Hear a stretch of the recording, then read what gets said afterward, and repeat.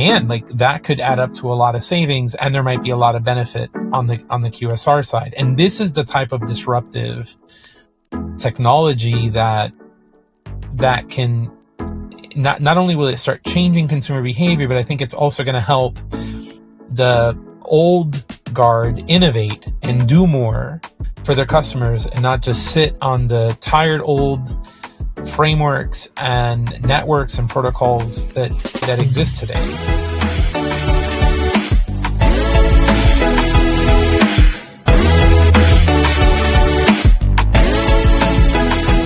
Welcome to the / podcast, where we lean into the future of IT by inviting fellow thought leaders, innovators, and problem solvers to slash through its complexity. Today, we're talking to Daniel Silva. We've had you on the podcast before. Welcome back, Daniel. Thank you.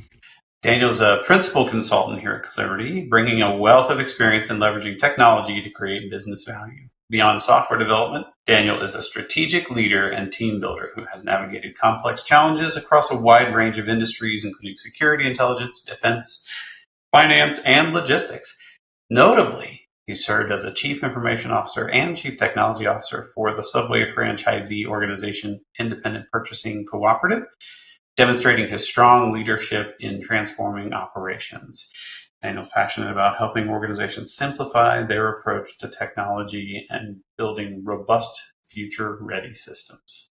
Yes. That's a bio right there. That's fantastic. I didn't know you worked in the defense industry. That's how I started my career. Is it really? No kidding. Yeah. I'm from South Florida, right, from Miami, and U.S. Southern Command was headquartered in Miami at the time. I think it still is. And yeah, like coming out of college, I had opportunities to work there, and that's where I started. Yeah. So. Yeah, don't tell me anything like that. You'll have to kill me. You know what I mean? When I was on one of those sort of deals. No. Okay. I worked on nothing like that. It's all good. So how many? You'll never know, James. You'll never. That's right. I'll never. Thank goodness, because then you'd have to kill me. All right. So how many Subway sandwiches have you consumed in your life since you worked for Subway? Gosh, many. Yeah. 500 at least, more. That's a lot. I never got tired of it. So at the IPC offices on the top floor, we used to have a Subway restaurant. Just like the furniture, and it was essentially a restaurant, right? But it was kind of like this bigger lab, and we would do like experimentation on foods and things like that, and they would stock it. Every day for lunch, you could go there, you'd make a line, and you would make yourself, like they wouldn't staff it. It would just be up to you. You make a line, you go around the back, and you make yourself a sub. I mean, something that might be interesting. So as a part of IPC, at least at the time, when you joined, you had to do a tour in a Subway restaurant. You'd be assigned at a restaurant. They'd teach you how to do all the different functions in the restaurant, and you would work in the restaurant for a couple days. You would make sandwiches for customers. You would serve them. You would get to know those customers and get to know, and yeah, it gave you an appreciation for the work that we were doing, right? Supporting. That's awesome. I love that. I love any company who does that, immerse you in the business, like you have that empathy for really where they make money. I love that. Now, do we need to go back and re-record the bio to introduce sandwich artist? Do I need to add that to your accolades? No. Okay. All right. Because you technically, you probably am a sandwich artist. You are a qualified sandwich artist. I could work at Subway. Yes.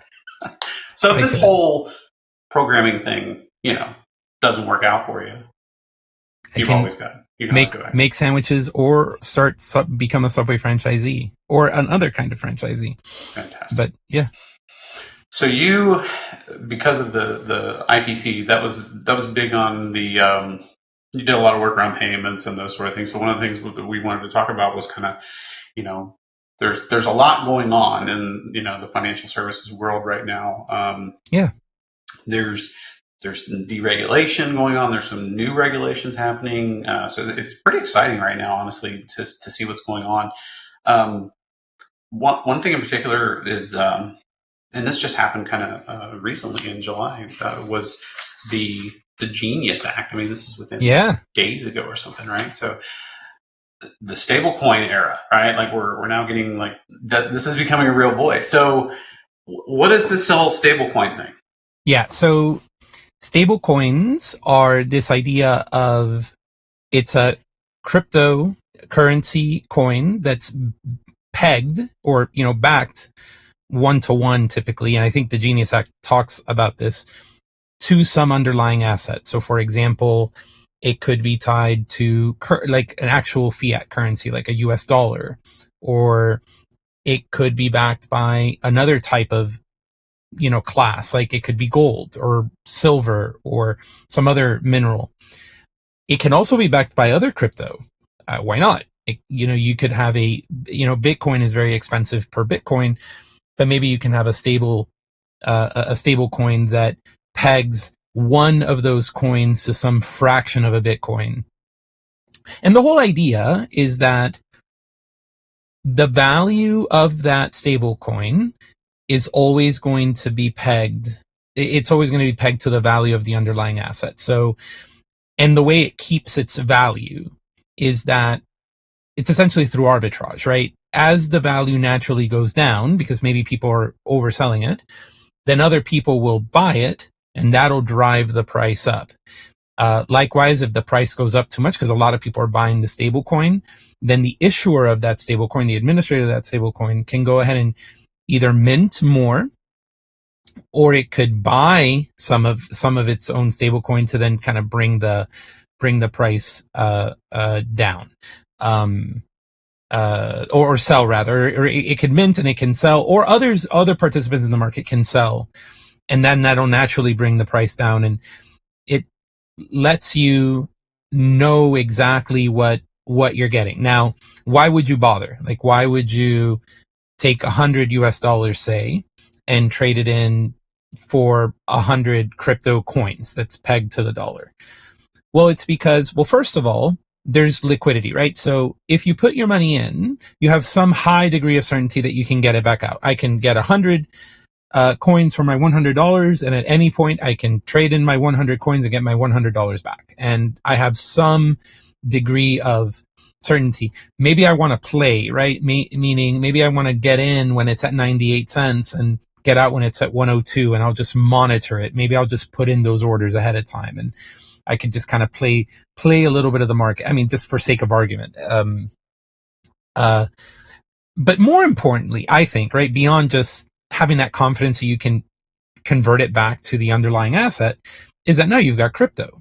Now you're in the crypto space. Now you can do things with those crypto coins that you could not do with the US dollars.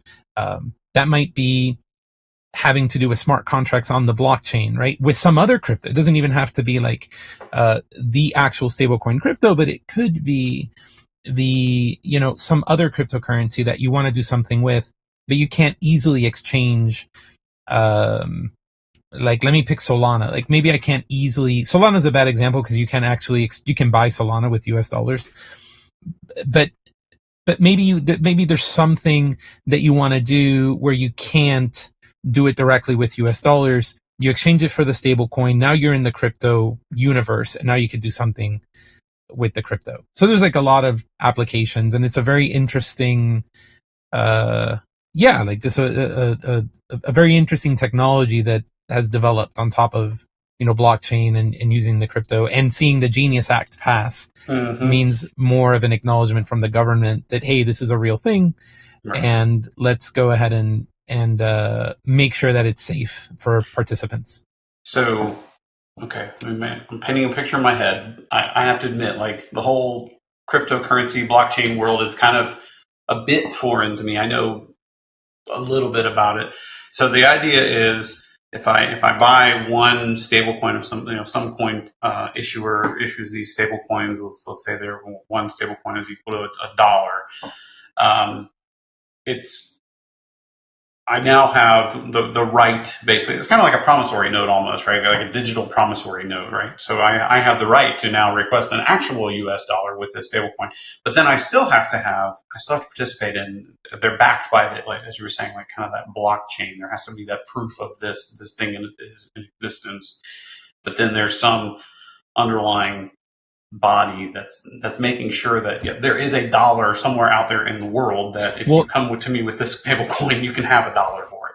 That's what the Genius Act meant to address, right? Like the Genius Act said that if you're going to be an issuer of a stable coin, then you have to have at least 1-to-1, however many coins there are minted, that much of the underlying asset. So let's take US dollars. If you're going to create a stable coin and you're going to start with let's say you're going to start with an inventory of 10,000 coins, you have to have at least $10,000 in the bank.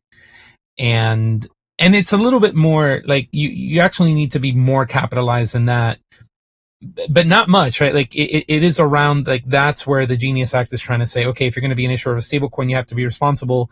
That way that liquidity is there. There's a lot of other rules around it. But one thing I'll just quickly note is that it's much more stringent than, say, a typical bank. A typical bank just needs to have, I think, 10%. I could be wrong about that, but they don't have to have 100% of their deposits on hand.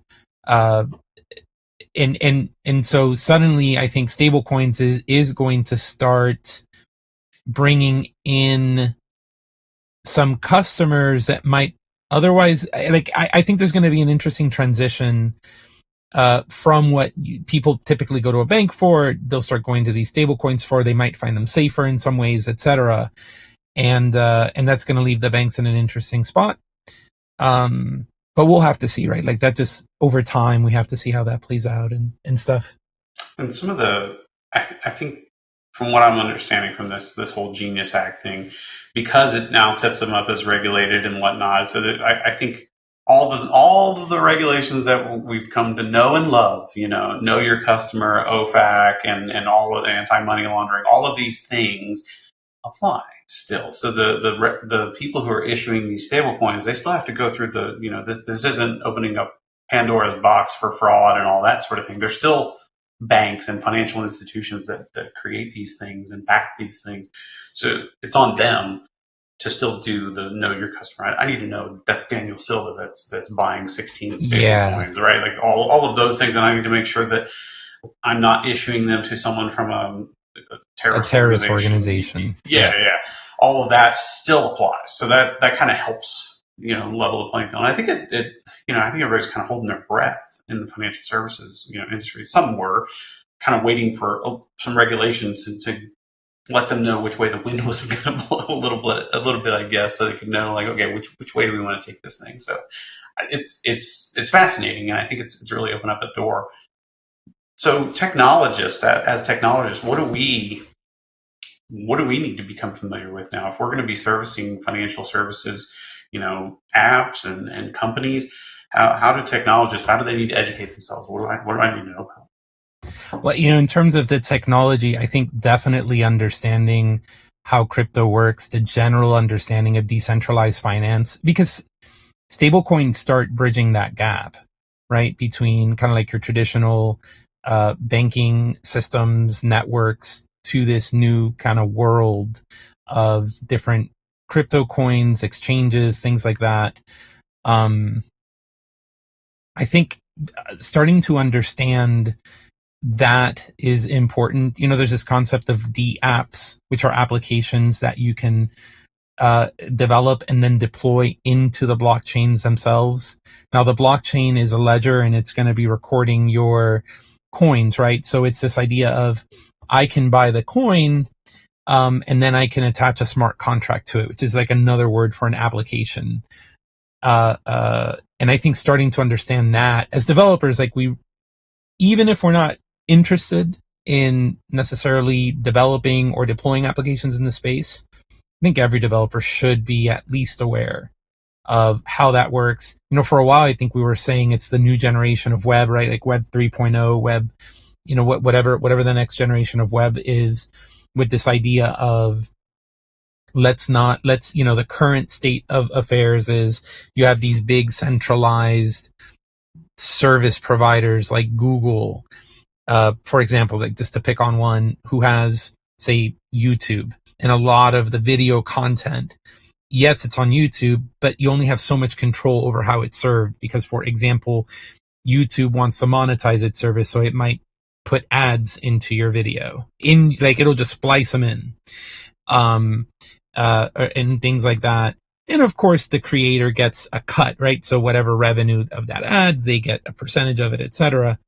In this new world of like blockchain backed, kind of crypto based applications, maybe the creators can get remunerated with these, they can get paid back with these, kind of crypto coins and things like that. And it creates a whole different paradigm and way to think about the incentives around creating, the incentives around and just the platform, right? That it's not just about one kind of private business that is building these platforms, and maybe they're a public business, so they have to continue to grow and they have to continue to find ways to grow and continue to find ways to make more revenue. And that could start infringing on the creator. This starts freeing up the creator a little bit. There's a little bit of the kind of like the philosophies behind it, and hasn't taken off yet. So, but I think that developers really should, technologists in general really should have just a basic understanding of how that works. Why is that happening? What is that movement about? How does it relate to crypto? How does crypto play into that? That's one whole area. I think beyond that, we should also be thinking about applications of this technology. So stable coins, once you have a stable coin, you can now exchange it for another crypto. So you can imagine foreign exchange becoming a simpler operation rather than going through the SWIFT network to try to change some set of dollars, a basket of dollars into a basket of yen. I can instead take my basket of dollars for a US-based stable coin, exchange that US-based stable coin for a yen-based stable coin, and then exchange those stable coins for yen. And that could all happen within the same business day, because within the same business day, so it's not even like T plus 0, right. It's like real time transaction. Almost, yeah. Everything I just described, and you could build, so then going back to like applications, you could potentially build an application that's constantly monitoring the market of both currencies, and then you could write some code that is doing some arbitrage plays, where if one exchange is valuing the yen less than another, you can go stable coin to yen on one, then go back to yen on the other and make a profit. Prospecting. Or you could do this cross. Yeah. There's a lot of interesting applications. Now that's more like for how can one maybe wrap a business around it. I think in terms of features, or in terms of how we can help clients think about how this stuff can serve them, especially if they're in the financial industry, I think it does come down to, for example, if you offer a foreign exchange service, how can you keep the interface intact, offer a new feature, which is, hey, we can do real-time foreign exchange, but then all of this is happening behind the scenes, meaning all the customer sees is, I exchanged some dollars for some yen, and it happened immediately, and I got a great rate. But behind the scenes, the implementation isn't through your traditional SWIFT and all that stuff, but it's actually through leveraging these stable coins and the different crypto exchanges to make it happen. So you might avoid some of those interchange fees that happen as you're trying to go through these networks, the payment rail networks, to move. It might be more cost effective. Sure. There's something called gas fees, which is essentially the cost of underlying all of these crypto transactions is all the compute that's happening to make the blockchains work. And depending on which stable coins and exchanges you work on, there's always going to be some fees that you're going to have to pay to make these transactions work. And you've got to think about that. But yeah, wouldn't it be cool if, say, imagine we were helping a bank think about how this technology could maybe help their foreign exchange services. You could potentially have algorithms that are every 10 minutes checking what the cost would be using the two avenues. And when a customer goes to exchange, it can pick from last reading, which is, I pick 10 minutes, could be every minute, I don't know, maybe every hour, but it can pick the most efficient route based on that outcome, right? man, and then that would have, I think, a reverse impact on the market, because now in some ways the interchange fees, they have a monopoly, right? There really isn't a competing network that processes payments at the same volume in terms of dollars and transactions like the Visas and the MasterCards of the world. But if now you're introducing this stuff, they have to now rethink, right? Because now they're going to want to incentivize people to transact on their networks, or maybe they're beginning to use crypto behind the scenes as well.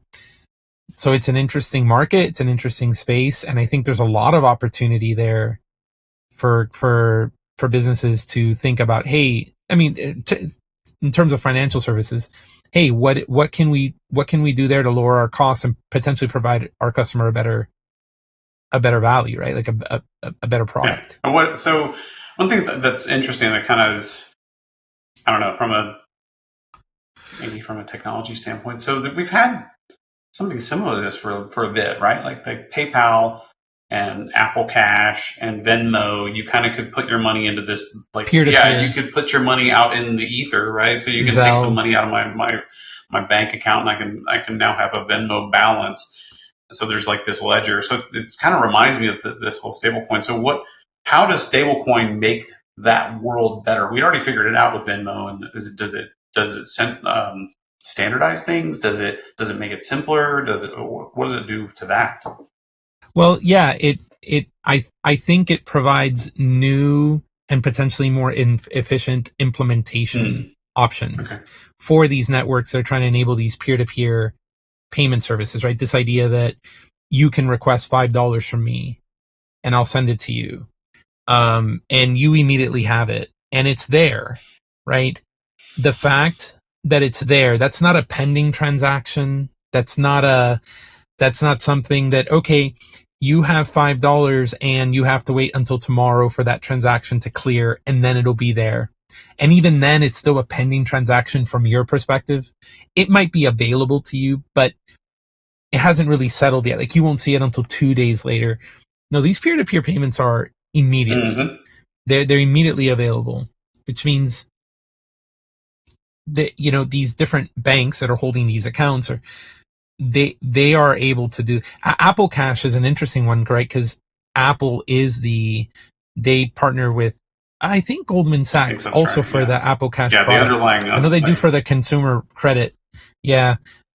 Which Goldman Sachs wants to get out of, but that's an interesting conversation too. We want to talk about that, but, these peer-to-peer, networks, like, suddenly you have different options, and it's not, it kind of goes back to what I was saying. It's like you have the underlying networks. Zelle is a network that powers a lot of it. PayPal is another network and by network, I just mean they have a protocol and they have a set of connected points. PayPal's protocol for peer-to-peer is actually Braintree. If you remember that company, PayPal bought Braintree. Yeah, they acquired Braintree like a long time ago. And Braintree is the technology and the API that they use, but it's essentially a protocol. It's like, here's a way to send, here's a message structure, and here's a message you could send, and it's got the connectivity, meaning it's got the servers that are supporting these APIs, and it's got the APIs published and the integrations to these different service providers that are the ones that are they're the interfaces that you're interacting with, right? So say if I send you money and it works the same in terms of a general pattern. If you request $5 from me and I send it to you through an Apple iMessage, all Apple is doing is calling some underlying API provided in this case, I believe, by Goldman Sachs, and Goldman Sachs is then doing all of the transaction, and it's doing it in real time. And behind the scenes, there might be some settlement that's still happening, meaning the money movement of it hasn't actually happened yet, but the integrity of the transfer is there such that from your perspective, you've got the cash, the transaction is settled, it's done. You could spend it, and that transaction will further continue, and then, maybe the chips will fall and it'll all settle at the end of the day or whatever. But it's a really cool technology. So what's interesting to me is, like, thinking through this, like with Venmo, I'm just going to use Venmo because that's the thing I'm most familiar with. I take some money out of my checking account and it goes into my Venmo, or somebody pays me and it's just sitting there until I cash it out. So at some point, that person had to actually, as you were saying, take money out of a real bank, and it goes into this kind of Venmo. I would assume it goes into Venmo's bank account somewhere. They must have actual cash sitting there. So do these stablecoin folks, are they just kind of sitting on this mountain of cash while they operate and can so Venmo ledger? So just to draw a quick distinction, right? Service providers like Venmo, they're not banks. Right. So they don't actually have the stacks of cash. Okay. All Venmo is providing is the connectivity and the integrity of the ledger, such that they're liable. So should anything go wrong, should there be a dispute, should there be anything, Venmo as a business is absorbing that and paying that out and stuff like that. And sure, they need to be capitalized enough to support those kinds of disputes, and because otherwise trust is broken and they're out of business and things like that. But they're not regulated like a financial institution would be. Now, to draw a distinction, stablecoins and stablecoin issuers, on the other hand, do need to be well capitalized. They do need the cash on hand, and not only the cash on hand to satisfy the sellers, but they also need the cash on hand to mint new, because the stable coin's value can kind of go down or up, right, depending on how many people happen to be exchanging it for the coin, right? That's going to drive the price up, or how many people are exchanging it for the underlying asset. That's going to drive the price of the stable coin down. And it's up to the issuer to keep it pegged by either being the counterparty on that, although that doesn't make for an efficient market. The idea is if you have some stable coins and I have the dollars, I would exchange my dollars for your stable coins, and then and the issuer is out of it, right? That's the most efficient way, but it doesn't always work that way. Supply and demand aren't in perfect equilibrium ever. So the issuer has to step in and either buy some or sell some, or if they have nothing to sell, they have to mint them. And potentially they have to take out of circulation as well. Yeah, go ahead. Is it similar, like, I know, like in my retirement account, if I don't have money that's invested in things, it kind of sits in like this cash reserves thing, and that's supposed to stay very stable. Yeah. But it does go up and down a little. There's a little fluctuation. Yeah, maybe it has minimal, like a money market or something behind it. Yeah. Right. Yeah, it's very minimal. There'll be adjustments here and there. It's the same, like dividends or whatever. It's the same idea. It's the same idea. They're still risky though. Mm-hmm. You can imagine the theoretical possibility that if trust is lost in it, everybody will sell it. Right. And they will sell the coin at a rate faster than the issuer can stabilize it. And that's when a coin becomes depegged, and that's a term, and it is on the issuer. And there have been some examples of stablecoins spiraling out, but if it's backed by something like the US dollar, those have been good. It's more like, because you can have it backed by anything. So there have been stablecoins that are backed by other crypto, and that can be super risky. It doesn't sound very stable to me. That sounds like the opposite of stable. Yeah, like they're, in a lot of ways, when I think of crypto, I think of how we are rediscovering. So if I can kind of zoom out for a second, right? We sit here in 2025 on a mountain of, we play in a financial market that is regulated by a mountain of legislation and policies and improvements that, say, are the result of over 100 years of learning and protecting customers and protecting and incentivizing businesses to be in business. And so we get to like this nice point where we can invest and have confidence and all those kinds of things. Crypto kind of started from the beginning again, in part because they wanted to kind of like, it's a complaint, right? It's like typical financial markets are under a mountain of regulation. Let's create a, completely efficient, run by the people, for the people financial system that isn't correlated in theory. Like, this has changed over time, but but at the beginning of kind of crypto, like with the Bitcoin and all that, that is sitting outside of the default financial market, that isn't correlated to it, and that isn't weighed down by all of the regulation. And then what's happened is, over time, the crypto community itself has been self-regulating, has been realizing, oh wait, it's actually not good for the market for someone to find a loophole in a smart contract and then exploit it and steal a bunch of people's money. That's bad, because now people lose confidence, not just in that particular I'm thinking of a very particular story, the Mango token, but and that's a whole story, we could talk about it. But the crypto community realized that isn't only bad for the Mango token, it's bad for all of crypto, because now there's less confidence in it. So we need to create a backstop for that. And companies like Coinbase have been pleading the SEC, please give us the rules. Don't just point to the old rules that were not made with crypto in mind. Tell us how they apply. Help us understand how to play so that we can provide this market offering in a way that is legal, in a way that is safe, in a way that can inspire confidence by the consumer, or inspire confidence in the consumer, or by the consumer in the crypto stuff. It's fascinating, Every time I would read about it, it was like they're basically regulating and putting some codifying rules around payment stablecoins. So they're very specific about this. These are not securities, right? This isn't like, so you can't make investments with stablecoins. This is purely to be used for payment purposes only. So then you don't get the SEC involved. You don't get you got to get a prospectus every 90 days or whatever. All of those things that would come in with real securities. So that would open up a whole bunch of stuff. Plus, one of the things was, well, if I can put my stuff over in the stable coins and I can make, because there's really no overhead, really, right? Like the banks have, right? That they can charge better interest under these stable coins. Well, everybody just yank all their money out of the banks, right? And say, put them in the that would be bad, right? So I thought that was one thing that was interesting. That I think they took a pretty good, prudent first step into delving into these waters.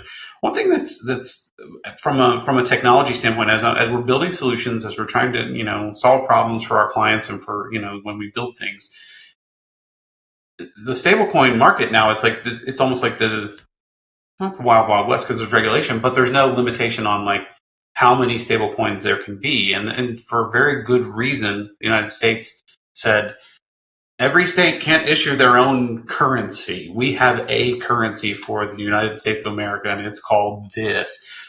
Are we going to go through that sort of thing again? Do we need to be careful trying to build all these solutions that support 50 different stable coins? Are we going to get have to consolidate all back down to one again? Right. Why would you pick one versus the other, right? And it's one of those things where I do think that maybe some of the value-added services might be a part of it. Like you started mentioning, special purpose stablecoin. So maybe we can create a stablecoin that's specific for buying some goods and services. It can even be a slice of the market. Maybe so. Let's think about, everybody has a smartphone. So, or at least I saw this interesting statistic that more people own smartphones than toothbrushes. I don't know if that's true, but I think that's funny. Well, I live in Kentucky, so that would make sense. You know what I mean? I'm just kidding. Wow. Okay. Let's say I can imagine a reimagining of federal services being given through stable coins, things like EBT cards or Social Security payments or things like that. There's a lot of cost and overhead when it comes to, from the idea of, okay, what are you entitled to then putting that in your hands. We have direct deposit, ACH, and a lot of these technologies, but a lot of these technologies cost money. They take time. And then once you have that money in the bank, what can you do with it? As on the other side, right, the payment side, the more people can, the more merchants accept, right alongside your typical credit card, they also say, hey, we'll take your stable coins too. Because maybe they can do something with those stable coins you can't do with the US dollars. Maybe they're taking that and they have some side business venture where they're investing that crypto in a way that is generating more value than just having the fiat currency might be. Like I could see that as a way, right, of like just an application of this stuff to slowly start getting out there into the marketplace. It's potentially also safer. It's going to be more cost efficient for all the participants involved, because today's marketplace, everybody has a hand in the cookie jar, right? Like the fees are high, and that potentially raises the cost, right, of consumer goods. So yeah, it'll be interesting to see how these kind of special purpose coins. Yeah, it's interesting. You just kind of brought up an idea. So my hands are going mouth and I'm talking into my fingers. It's not good for recording. So you brought up an interesting idea. So if these stable coins, perhaps maybe they're kind of bound to a domain, and maybe the quickest analogy I would have to that, and something probably very near and dear to your heart, would be like loyalty or like a gift card, right? So instead of like, I can buy these stable coins, but they're only redeemable other than for the cash value that they have. Like, I can only go buy a Subway sandwich with that, right? That this is a Subway stable coin, and I can go buy it. But I get perks with that. So yeah, the fact that I'm buying and I'm staying in the Subway land with my money, I get perks for that. So is that kind of the idea what you're thinking about? That would be like domain that specific? Would be amazing. It does not have to be. It does not have to be anonymous, and it doesn't even have to be like a merchant specific coin. A merchant, or maybe what will emerge is that a stable coin will become popular in the quick service restaurant space for whatever reason. Maybe that coin has some side features, that stable coin has some side features that are targeted at merchants and consumers of these brands. So now Subway is like saying, yeah, you can buy this sub for $6.99. You can buy this footlong for $6.99 US dollars, or for 6 QSR coins. And this QSR coin happens to be 1-to-1 to the US dollar. So why would you spend the extra buck or 99 cents using fiat when it's 1-to-1 for you to extract it? Now there's still a little friction because you have to have the QSR coins. But if you're constantly shopping, if this is the way that you do things, right? I have 6 kids and they're constantly wanting to go to Dunkin', to Starbucks, or whatever. I know, right? Like man, like that could add up to a lot of savings, and there might be a lot of benefit on the QSR side. And this is the type of disruptive technology that can not only will it start changing consumer behavior, but I think it's also going to help the old guard innovate and do more for their customers, and not just sit on the tired old frameworks and networks and protocols that exist today, and they don't enable a future. They work well for now, but these stable coins, they could potentially start disrupting in these ways. Yeah. And the Genius Act is genius, right? Because that's going to inspire confidence in this technology. Sure. It's not going to, you're not going to be afraid that the issuer is going to go out of business. Yeah. Yeah.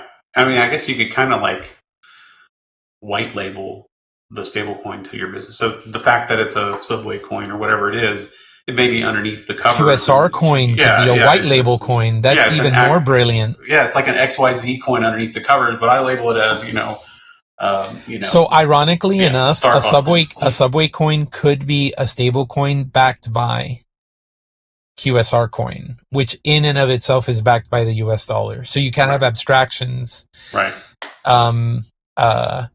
Nobody steal my idea. White labeling stablecoin. Dang it. I just came up with that. So all 8 of our listeners, I'm just kidding. Well, we haven't even talked about derivatives, or like, this is just the asset. There's a million things you could do with it. Yeah, I think it will be interesting if they do open it up to more security, so you can kind of treat it like a money market or whatever. Well, I can imagine,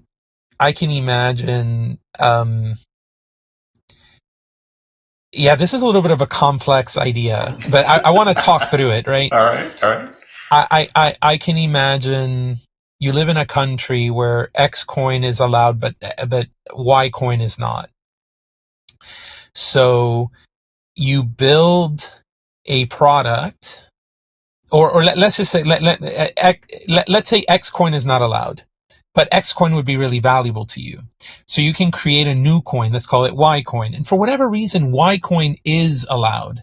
But behind the scenes, the way Y coin is collateralized is by X coin. So really, you're just getting economic exposure to X anyway.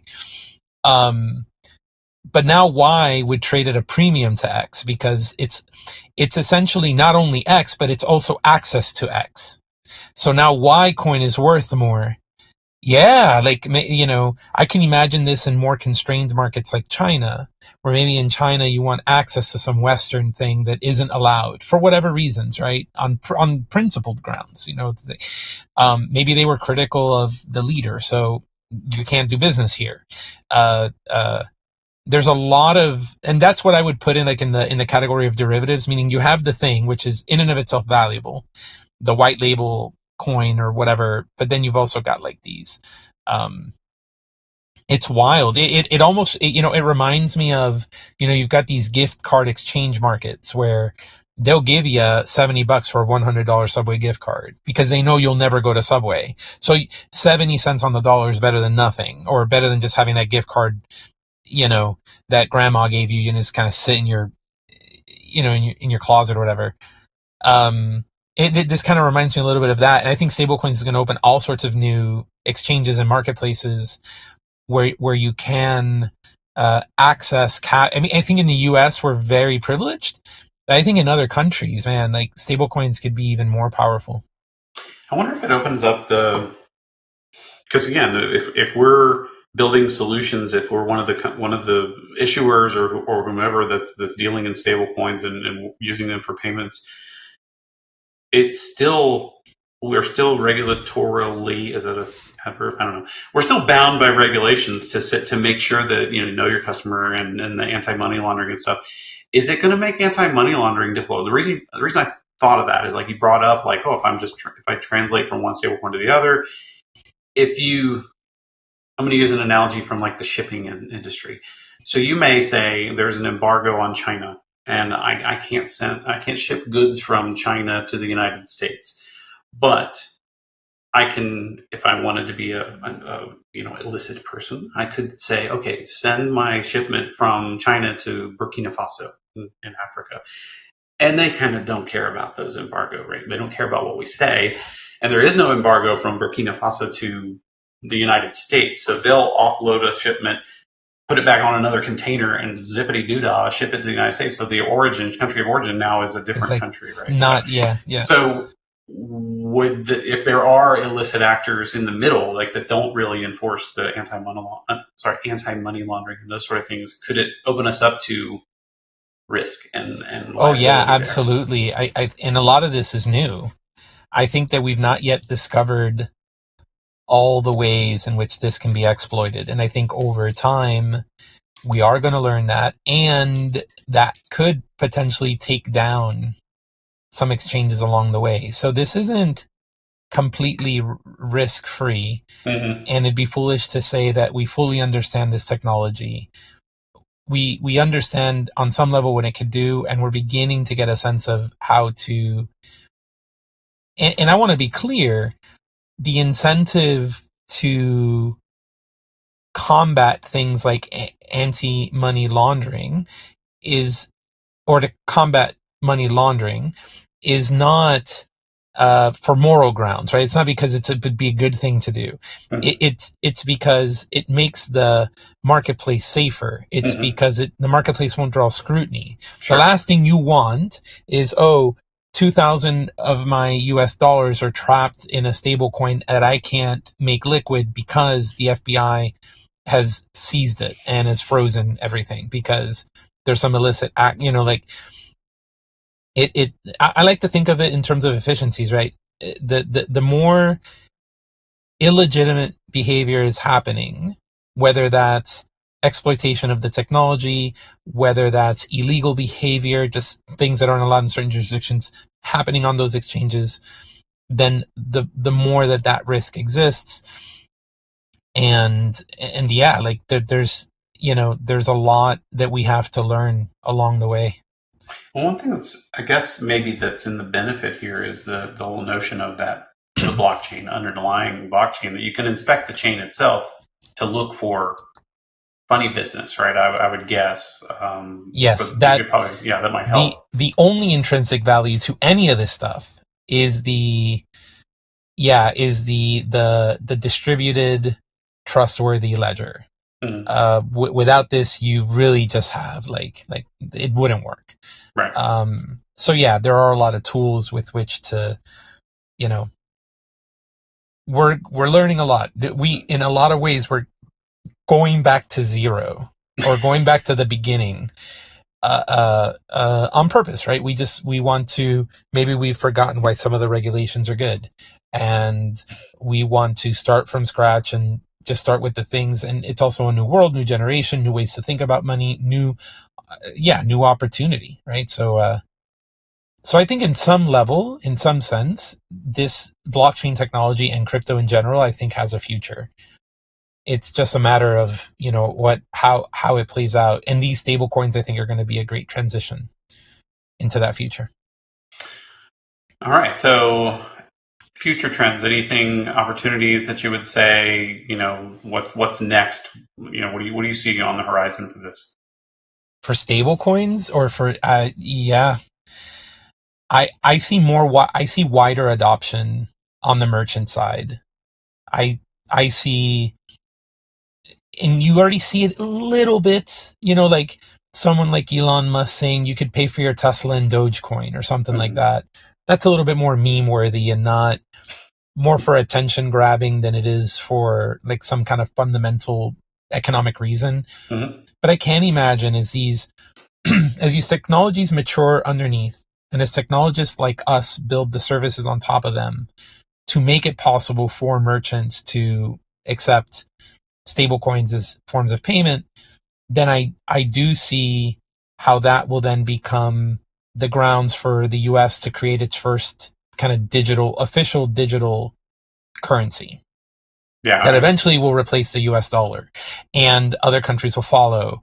And in some ways, money is already bits on a ledger anyway. It has been for a long time. It has been for quite some time. Yeah. So moving that right to the main, moving that from the old mainframe base, kind of old technology to the blockchain, the stable coins are going to hasten that. And I see a lot of that crypto becoming more mainstream. There being a lot, there being more application. I could imagine crypto being the de facto security method, meaning when you buy stock, it's really just buying coins on on some exchange, on some blockchain that represents that sake of ownership in that business. And then that's going to start upending other things. It's going to be interesting. There's a reason Bitcoin has blown up. It was the original. It's limited in quantity. It's, people see as the future. And in some ways, to me, Bitcoin is like a museum. It's like, it was the first, it was the ultimate store of value. Mm-hmm. Yeah, it's cool to see kind of like then everything that's come after that and what we do with it. What's interesting, of course, history repeats itself, right? We had the dollar, and at first it was the gold standard, and it was backed by gold, and now we've got this new thing called... You could think of the dollar as the original stable thing. Yeah, so now we have stable coins in there, and they have to be backed by the dollar. Maybe they won't be backed in the future. Right, that's what we did. We went away from the gold standard. Are we going to go away from this backed by the dollar thing, as you were saying, and now it becomes its own thing? I don't know. It's kind of crazy. It'll just be backed by the full faith and credit of the United States of America. The United, yeah.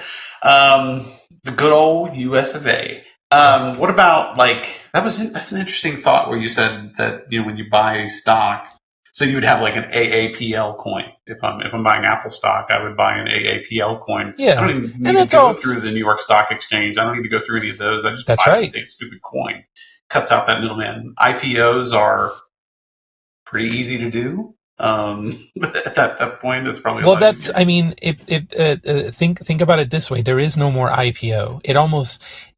It blends or blurs the line between private and public equity, because now, as a proprietor of business, if I create a cryptocurrency that is meant to represent stock ownership in my business, meaning it's binding. If you buy a coin, and let's say one coin represents 0.01, right? Percent ownership in like I don't know, or shares or whatever, or let's go even lower. It could be 0.25 basis points. Every coin, it represents some unit of stake of ownership, with an understanding that could be diluted if I issue more shares or more coins or whatever. Sure.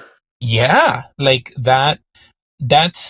I'm being very pedantic about it in a lot of ways that are, if I were to create a coin and then release it and then say, all right, I'm selling this coin, and why would you buy it? Well, because if you buy it, it's going to help me raise money to build a business.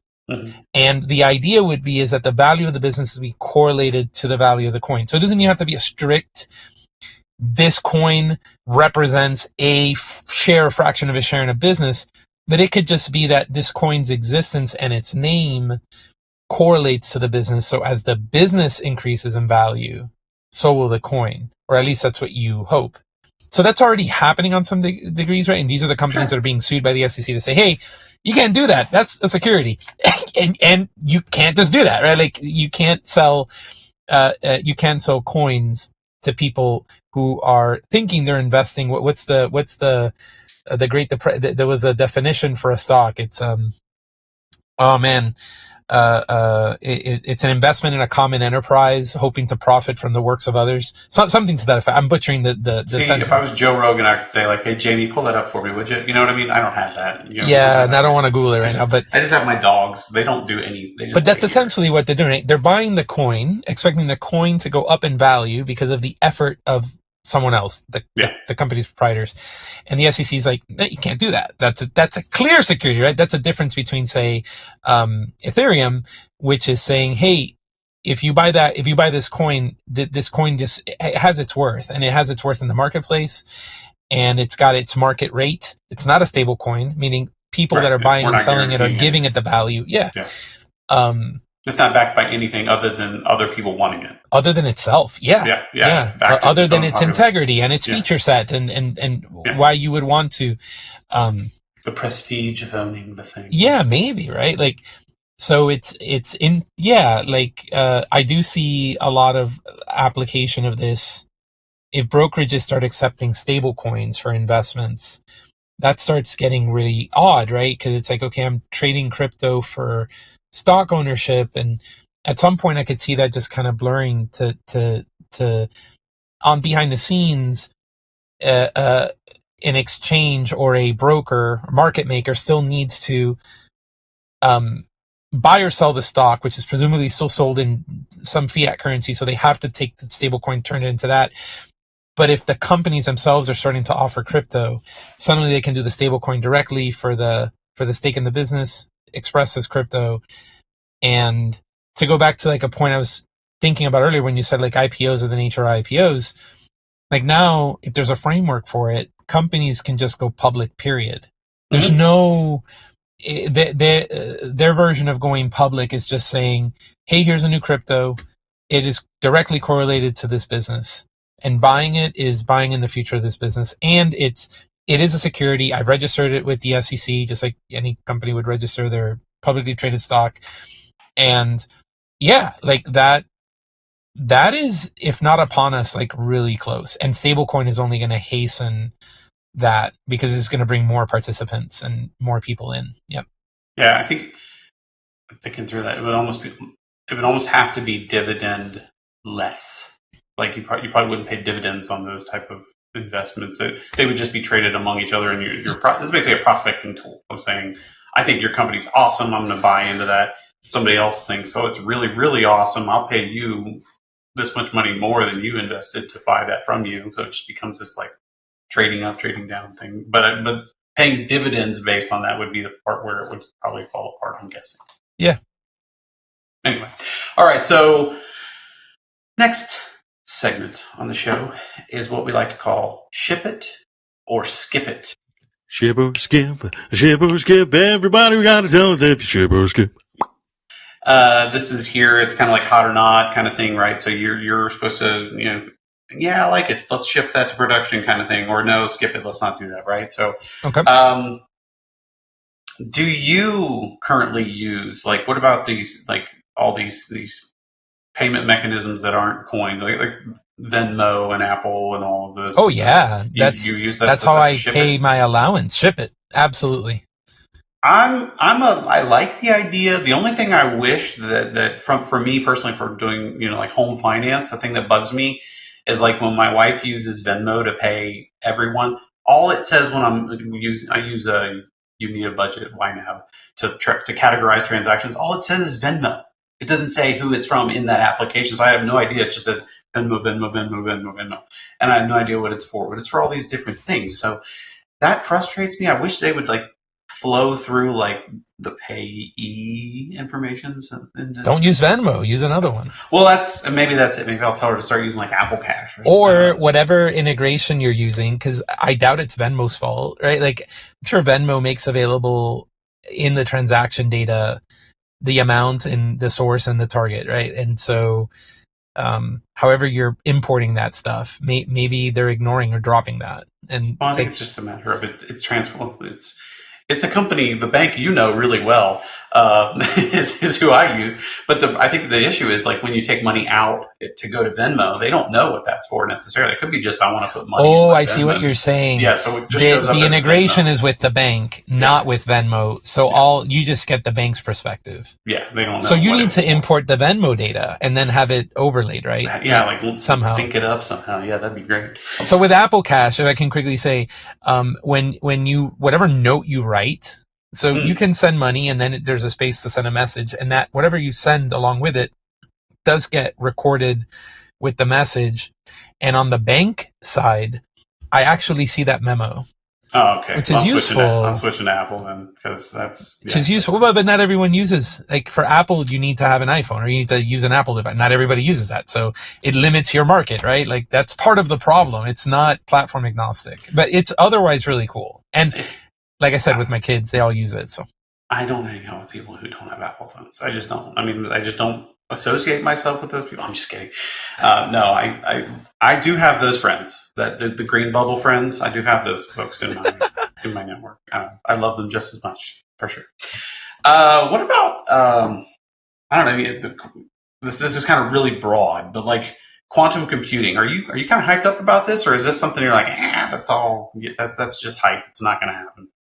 I'm not as well versed in it, but I tend to get good vibes, so I say ship it.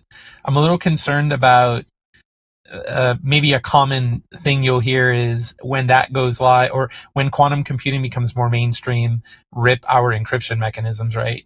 Yeah. But I'm still, I'm all for it. My son happens to be into kind of like the math and the physics behind it. And, I say ship it. I keep exploring, keep investing.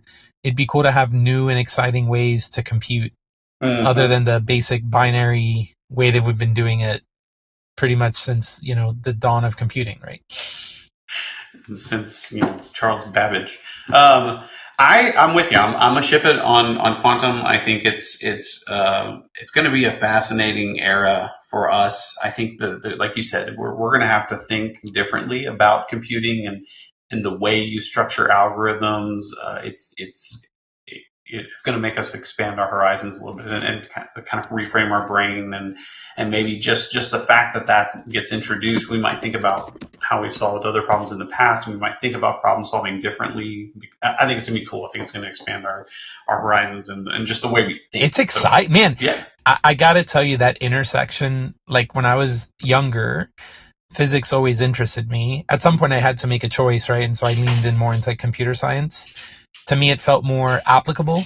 There was more applications and not just purely theoretical. But man, like that future, like if I were younger, like I would lean in a lot into it personally. It is very exciting to me. I was very excited about physics too. I took one of those tests, like when you're in high school and the Army or whatever shows up at your high school and says, here, take this test and just kind of evaluate you. Apparently I did pretty well, and I was very interested in being a nuclear physicist, but they were like, hey, we want you to go on this submarine for 6 months at a time and stand next to this nuclear reactor on this submarine. And I was like, nah, I think I'm going to go computer science because I'm very claustrophobic. I don't think I could stay under the ocean for months and months at a time. Yeah. That was scary to me. Not my thing. So shoulda, woulda, coulda, right? Okay. What about this one? I know you're kind of into music, and you're into art, and you're into writing, I think is one of your big things. Yeah. One of the stories I saw, a headline I read, I think it was yesterday or the day before, the gentleman was talking about like, you know, there was a band. I probably should have looked up the details. Again, if I was Joe Rogan, hey, Jamie, bring that up. But I don't have to. There's a band that's not really a band. It's an AI generated music. AI. But they topped the Spotify charts. And then kind of people were finding out that this isn't really a band. And they were torn by that. Like, wait a minute. I like this music. What do you mean I like this music? I can't like this music because it's not real music. These aren't people. What do you think about this whole era we're getting into where nothing can be real anymore, right? What's the opposite of ship it? Skip it. Skip it. I say skip it. I think what gives art its meaning is that a carbon-based life form created it. Now that's a hot take. Okay, fine. That's a hot take. I like it. But simulating, having a simulation of a carbon-based life form trying to create something that it thinks a carbon-based life form would create is on some level artistic, but it's a different category. I would not put it side by side, and I would not equate it, and I would not consider it the same. And I mean, I don't know, I was going to say 100 years, might be like in 10 years. You know, we might all just be, submitting to our AI overlords. But for the time being, I very much prefer. I went to New York recently with my family, and I wanted to write a blog post about it. So I thought this would be a great opportunity to use OpenAI, ChatGPT technology, and I prompted it with some of my experiences, and I asked it to generate a blog article. And I read it, and I'm like, "There's no way I'm going to publish this. It's not me." And I don't even like it. I think it's not good. Now, it did give me some ideas for how to maybe structure my article and then go ahead and write it out. But so much of art is not just how can I say this? The value of the output, the journey is a huge function of it. And I don't think prompting an AI to do something is the idea. I don't think that's the journey we're talking about, and I don't think that's the output that reflects that. Right. There's nothing that went into it, so it doesn't have any. So I say that's why we value those things, because it took something to make it, right? At least the state of the art, I say skip it. All right. It's an interesting question. I think if you think of, let's say, music in particular, like, does the fact that it was generated artificially, like, if I can dance to it in the club, right? Like, is that okay? Is that enough for me to enjoy that? That's definitely fine. I think I don't think everything needs to be this groundbreaking expression of our humanity. But at the same time, hearing you say that, hey, someone artificially created some music that is topping the charts, it makes me cry for our collective taste in music. Yeah, that's my opinion. Yeah, I mean, now I guess you could put like some music like up against, like, if the music's entertaining, it's interesting, I can dance to it, and it makes me happy, whatever, brings joy. You put that up against some of the music that's actually written by human beings, and subjectively you could say, oh, that song sucks compared to this song in particular. I don't know. I'm a skip it myself, and the get off my lawn side of my personality is like totally skip it. Get away from this stuff. This is crazy. I'm with you. Like, carbon-based life forms have to create art only. Like this is. Yeah. It's just something else. Yeah, I guess it's not even that it's good or bad, but if we're talking about art, I think that's very much a function of human beings, and not human beings prompting. Like not a.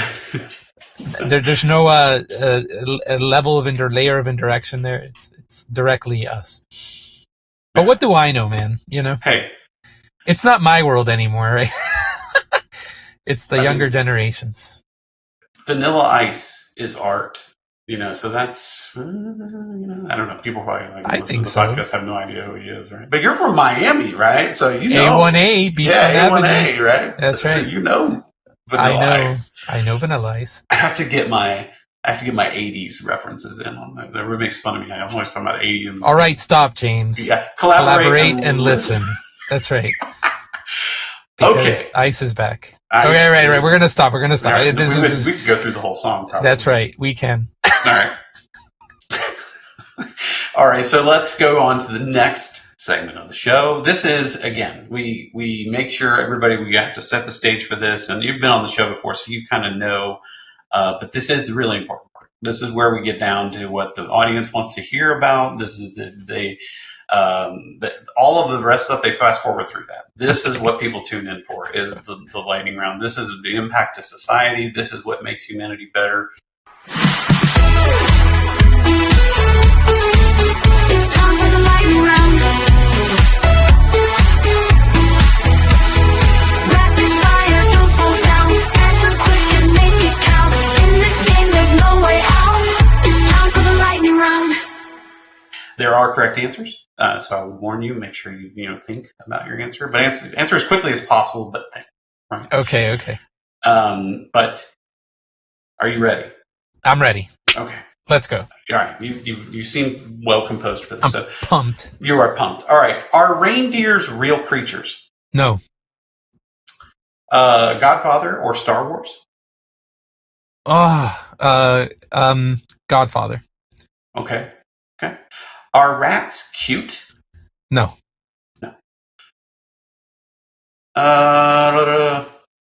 If you were given an all expenses paid trip to Cleveland, would you take it? Nope. No. For our listeners from Cleveland, we love you. But, yeah.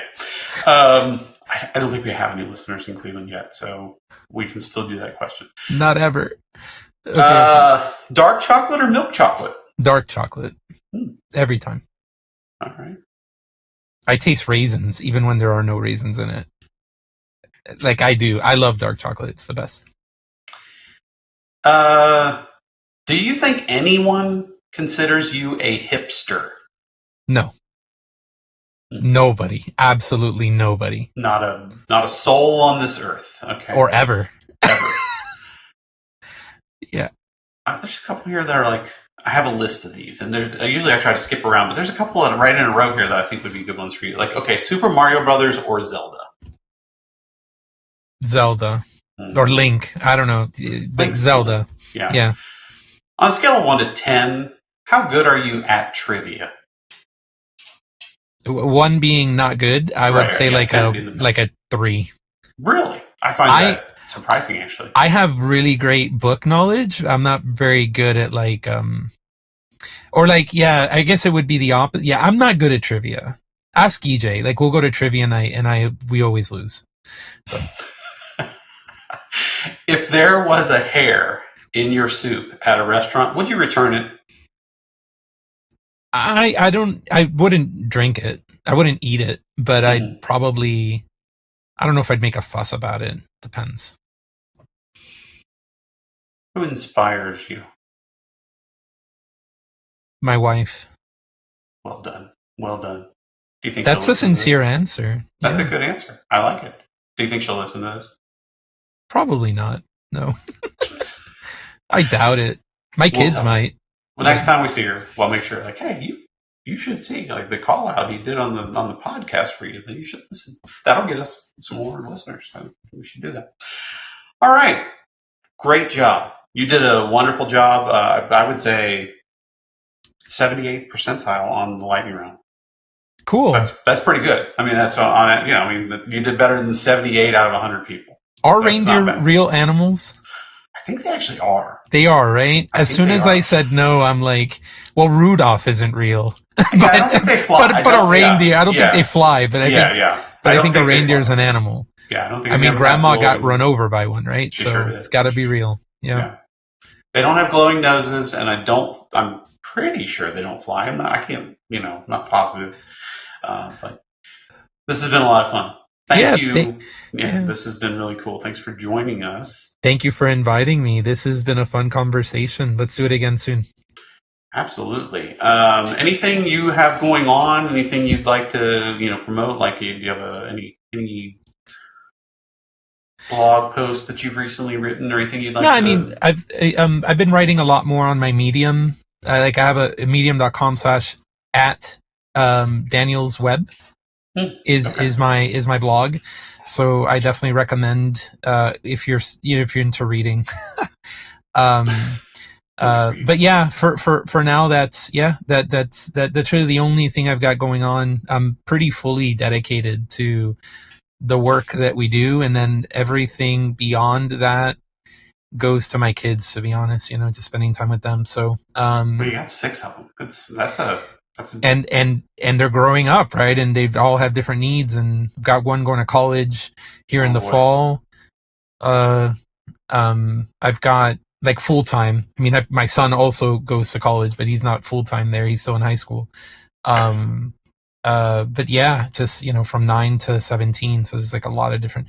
But thank you for asking, and yeah, if you guys want to check out my blog, that'd be awesome. And I'm going to continue to write in there, and yeah, it's a goal that I have to express myself more, and I have a lot of ideas in my head, and I want to take the time to start putting them to paper, so to speak. So, and it's not going to be that AI generated drivel. Well, I am going to use AI to help me sort through ideas, but I will write them. I think that's important too. Like, I think the exercise of writing it, I hate to say it, but it might become a competitive advantage in the future. People are going to stop. People are going to forget how to think. It won't take long. I mean, it's already happening. It's already happening. Yeah, it's already happening.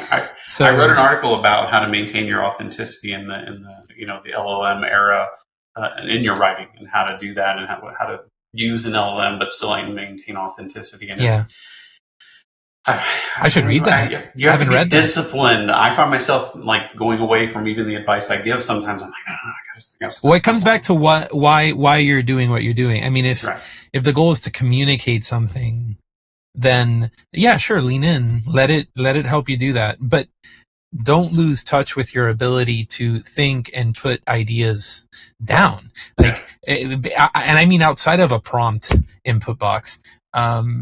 As long as you practice that, then I think that, and if anybody is doing this, if anybody's just generating stuff in AI and then copy pasting without reading, don't do that.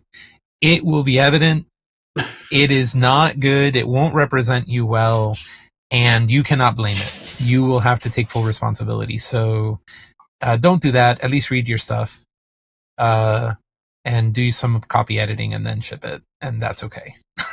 Well, apparently there's a new technology somebody was mentioning today with Notebook LM. You can actually have it. Oh, I love Notebook LM. I do too. You Audio podcast. Generate a podcast. And I think our listeners will know without a doubt we did not generate this from my preferred AI engine is Gemini. And when you're doing something in Gemini, at least with the pro version, you have something called Canvas. And what Canvas does is it creates a shared workspace between you and the AI agent, where it will put stuff in there, and then you could put stuff in there, and it's constantly reading it. So it's a very collaborative environment. And then in the end, you can say, okay, generate a podcast of this, and it will do it, an audio overview. And it's It's impressive. I do a lot of, like I shared, I do a lot of creative writing, and I've been trying to get into that space more. And I'll create like different characters that I might want to write stories about, and I will tell it to, generate an audio overview of these characters. And it's amazing the job it does. I get to hear back what I wrote, and it does add its own flavor to it. It does sound like two people having a conversation about your content. And it creates this interesting feedback loop where you'll hear something, you're like, oh, I didn't realize that. And then you'll fold it in, and then you'll generate another one. And it is a really cool time that we live in, I think. Yes. We have all kinds of cool things to collaborate and create. Yeah. It's fascinating. All right. Well, again, thank you. This has been great. I always have a great time talking to you, Daniel. Thank you, Jay. Thank you. If you'd like to get in touch, drop us a line at /@calibrity.com. Thank you again, Daniel, for joining us, and see you all next time. See you. The / podcast is created by Calibrity. Our director is Dylan Courts, producer Ryan Wilson, with editing by John Corey. Marketing support comes from Taylor Blessing. I'm your host, James Carman. Thanks for listening.